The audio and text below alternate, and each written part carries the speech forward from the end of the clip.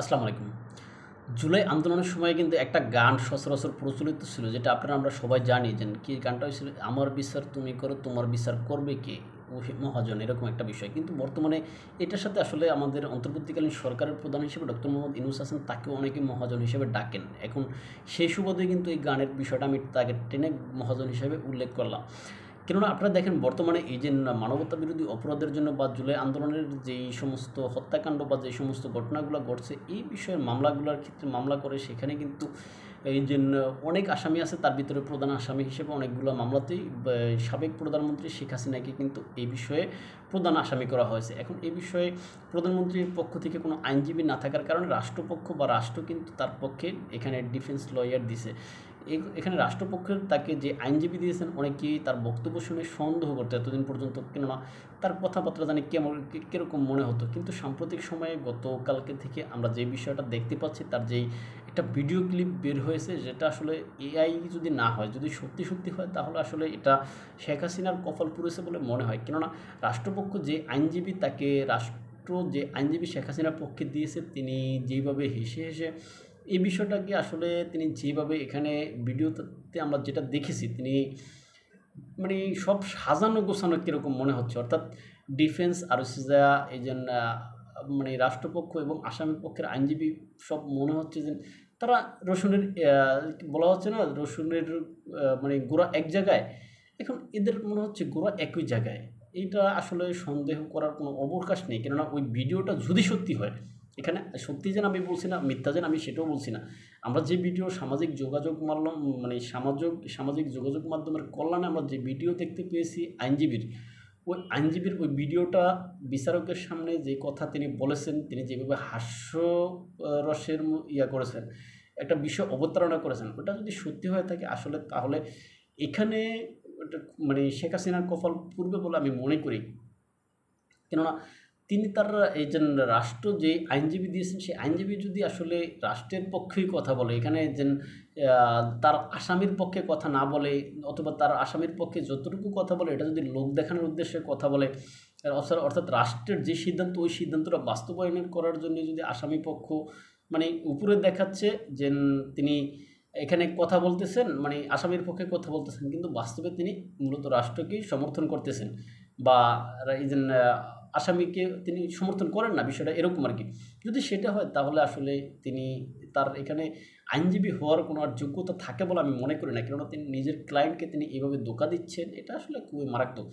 যদিও শেখ হাসিনা যে সমস্ত কথাগুলো যে অডিও ভিডিওতে ইন্ডিয়া থেকে বসে মানে দিচ্ছে, সে সমস্ত কথাগুলো অনুযায়ী তিনি এই বিচারকে কোনো মানে এখানের যেই যে হাজির হওয়ার জন্য যে বিজ্ঞপ্তি দিচ্ছে বা বিচার যে করতেছে, সেটা তিনি থ্রোই কেয়ার করতেছেন, তার কথাবার্তায় বোঝা যায়। এখন সেই ক্ষেত্রে এর ভিতরে যদি এরকম আমরা দেখি যে আসামি পক্ষ এরকম কথাবার্তা বলেন, এরকম অ্যাটিটিউড দেখান, আসলে সেই ক্ষেত্রে এটা আসলে মানে দেশের জন্য মঙ্গল নয়, দেশের বিচার ব্যবস্থার জন্য আসলে খুবই ভয়ানক একটা অধ্যায় বলে অনেকে মনে করেন। সুতরাং এই যে আসামি পক্ষ আসলে এইভাবে না করলেও পারতেন, তিনি যদি না পারতেন যে না, আমি আসলে শেখ হাসিনার পক্ষে দাঁড়াবো না, বা সেখানে এই বিষয়ে আমি মামলা লড়বো না, তিনি সেটা পারতেন, তিনি এটা ছেড়ে দিতে পারতেন। কেননা তিনি এখানে এসে এই যে এতগুলো জাতি মানে মানুষের সামনে তিনি নিজেকে এখানে কি প্রমাণ করতে চাচ্ছেন, বা তিনি আসলে যেই উদ্দেশ্যে আসছেন, তার মানে মুখোশ পরে তিনি আসছিলেন, তার মুখোশটা এখন খুলে গেছে বলে আমি মনে করি। কেননা তার আর এই আইনজীবী হিসাবে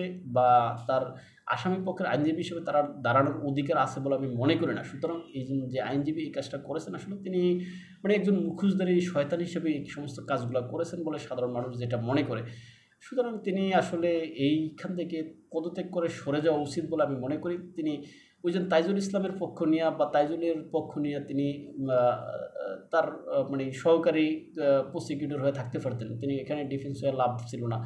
এখানে ডিফেন্স না হলে তিনি ভালো হতো। হয়তো এখানে আর একটা বিষয় কিন্তু আমার শুরু থেকে সন্দেহ হচ্ছে। কেননা আমরা দেখবেন যে আমাদের বাংলাদেশের এই বারগুলাতে মানে যেই মানে আদালতগুলো আছে, সেখানে কিন্তু দেখবেন বিএনপিপন্থী আইনজীবীর অভাব নাই, আওয়ামী লীগপন্থী আইনজীবীর অভাব নাই, কিন্তু জাতীয় পার্টি পন্থী আইনজীবীর অভাব নাই, আবার জামাতপন্থী আইনজীবীর অভাব নাই।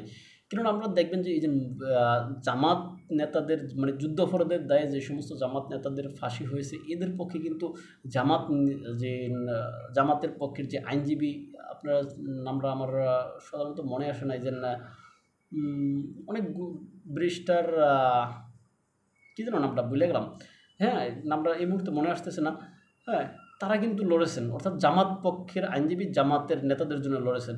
আবার বিএনপির সময় আমরা দেখতাম যে বিএনপির যে সমস্ত নেতাগণের যে মামলাগুলা লড়তেন, সেই ক্ষেত্রে যেন বারের সভাপতি হিসেবে ছিলেন এই যে মাহবুবুল আলম, এই যে হানিফ, যে মাহবুবুর রহমান, হ্যাঁ এই যে তিনি কিন্তু একজন সাবেক সংসদ সদস্য বিএনপির পক্ষ থেকে নমিনেশন নিয়ে।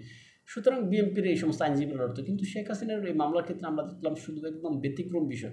আওয়ামী লীগপন্থী এত আইনজীবী আবেদন করলো, তারা মামলা লড়তে চাইলো, বিশেষ করে জেডাই খান পান্না, তিনি কিন্তু এই যেন আওয়ামী সমর্থিত বলে অনেকে মনে করেন। যদিও জেডাই খান পান্না নিজেকে নিরপেক্ষ হিসেবে দাবি করেন, এই যে কি গণতন্ত্র মঞ্চ সম্ভবত তার প্রতিষ্ঠা। সুতরাং এই গণতন্ত্র কি 71 মঞ্চে তিনি প্রতিষ্ঠা করেন। এই 71 মঞ্চের এই যে জেডাই খান পান্না, যিনি নিজেকে নিরপেক্ষ হিসাবে দাবি করেন, তিনিও কিন্তু শেখ হাসিনার মামলাটা লড়তে চেয়েছেন। আবার আওয়ামী লীগপন্থী যে সমস্ত সরাসরি আওয়ামী লীগের সাথে জড়িত, আওয়ামী লীগের রাজনীতির সাথে জড়িত, ওই সমস্ত আইনজীবীরাও কিন্তু এই শেখ হাসিনার পক্ষে লড়তে চেয়েছে। সুতরাং এই যে আমাদের আদালত বা আমাদের রাষ্ট্র কিন্তু ওই সমস্ত ব্যক্তিদেরকে না দিয়ে এখানে তারা নিজেরা একজন ব্যক্তিকে এই যে আইনজীবী মনোনীত করলো আসামি পক্ষের জন্য, যিনি এখন এই যে এত মাস পরে এসে তার নিজের মুখোশটা খুলে দিলেন মূলত।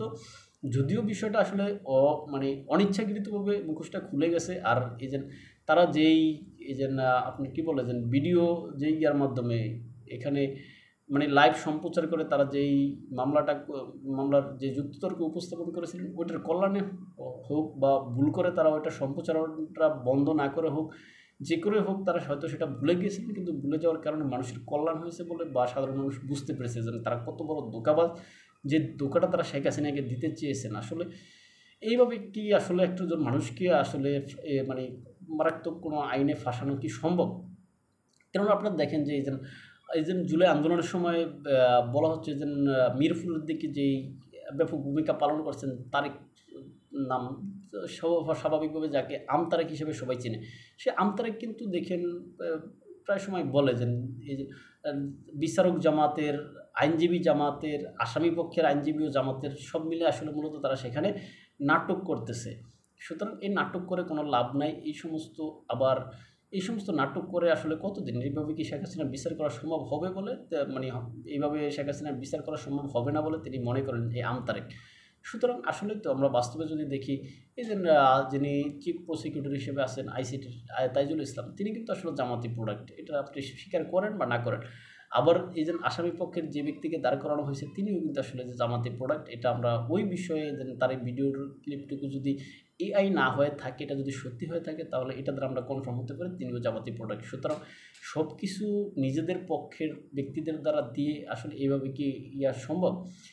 এই যে কেননা এখানে যদি অন্য পক্ষের অর্থাৎ আওয়ামী লীগ পক্ষের যে সমস্ত আইনজীবী আছেন তাদেরকে দিতেন যুক্তিতর্কের ভিত্তিতে, আপনারা যুক্তিতর্ক দিয়া যে পক্ষ জিততো যে পক্ষ হারতো, তখন এই বিষয়টা নিয়ে মানে শক্ত যুক্তিতর্ক দেখে আমরা সাধারণ মানুষ বা আম পাবলিক যারা আছে তারা এটা মনে করতাম যে আসলে এই বিষয়গুলো সঠিকভাবে হচ্ছে। কিন্তু এখন যখন সব কিছু আপনাদের নিজস্ব ব্যক্তিদেরকে দ্বারা দিয়ে এইভাবে হাস্যরসের অবতারণা করে যেন আসামি পক্ষকে প্রতারণা দিচ্ছেন, এটা আসলে ঠিক না। এটা আসলে বাংলাদেশের বিচার ব্যবস্থার জন্য কলঙ্কজনক অধ্যায় বলে আমি মনে করি। যাক, হয়তো আমার বিশ্লেষণ বা আমার যে সমস্ত উপলব্ধি হয়তো আমারটা ভুলও হতে পারে, এটা হয়তো এআই দিয়ে হতে পারে, আবার নাও হতে পারে। এআই দিয়ে করা এটাও আমি মনে করি না, আবার যেন এটা মিথ্যা সেটাও আমি মনে করি না। হ্যাঁ, এখন যেটাই হোক আমরা যতটুকু দেখছি এটাকে আমি সঠিক মনে করতেছি, সঠিক মনে করেই আমি বলতেছি যে এটা ঠিক না। তাই ভালো থাকবেন সবাই। এই সমস্ত সাজানো যে সমস্ত কার্যক্রমগুলো করতেছে এটা নিন্দা জানিয়ে আমি এখানে শেষ করলাম। ভালো থাকবেন সবাই, দেখাবো অন্য কোনো ভিডিওতে অন্য কোনো বিষয়। আর আমাদের যদি আপনারা ফলো করতে চান ইউটিউব এবং ফেসবুকে স্বপ্নচারীর কথা নামে, ইনস্টাগ্রাম এবং টিকটকে এড়াইতেছে নামে দেখতে পারেন। আসসালামু আলাইকুম।